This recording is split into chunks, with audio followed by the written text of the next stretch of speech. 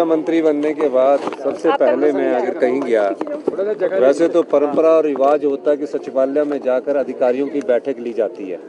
मैंने उस परंपरा और उस व्यवस्था को बदला और मैं बालिका आश्रम गया।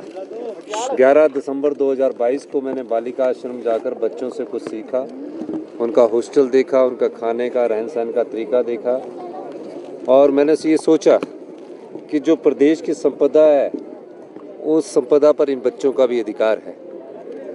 और जब पाया कि इन बच्चों की सिर्फ देखभाल की जाती है और 18 साल के बाद इनको आगे जीवन की दिशा जब तय करने का समय होता है, उस दिशा को कैसे आगे बढ़ना है, उस दृष्टिकोण से कोई योजना नहीं थी। हिमाचल प्रदेश हिंदुस्तान का पहला राज्य बना जिसने एक ऐसा कानून बनाया जो मुख्यमंत्री सुखाश्रय कानून के रूप में जाना जाएगा, जिसमें पैदा होने से लेकर 27 साल तक बच्चे का ख्याल हिमाचल प्रदेश की सरकार रखेगी। यानी कि सरकार ही माता है, सरकार ही पिता है और उन्हें चिल्ड्रन ऑफ द स्टेट का दर्जा दिया गया। इस दृष्टिकोण से आज इन बच्चों का जो स्पोर्ट्स का कार्यक्रम था वो पिछले कई सालों से नहीं हो रहा था। मैं वहाँ गया, डीजीपी साहब के माननीय मंत्री जी से सब बच्चों ने अनुरोध किया, उसका शुभारंभ आज हमने रिज के ऐतिहासिक मैदान में सामाजिक न्याय एवं अधिकारिता विभाग और पुलिस विभाग के माध्यम से किया गया। अब 3 दिन इनका कार्यक्रम चलेगा।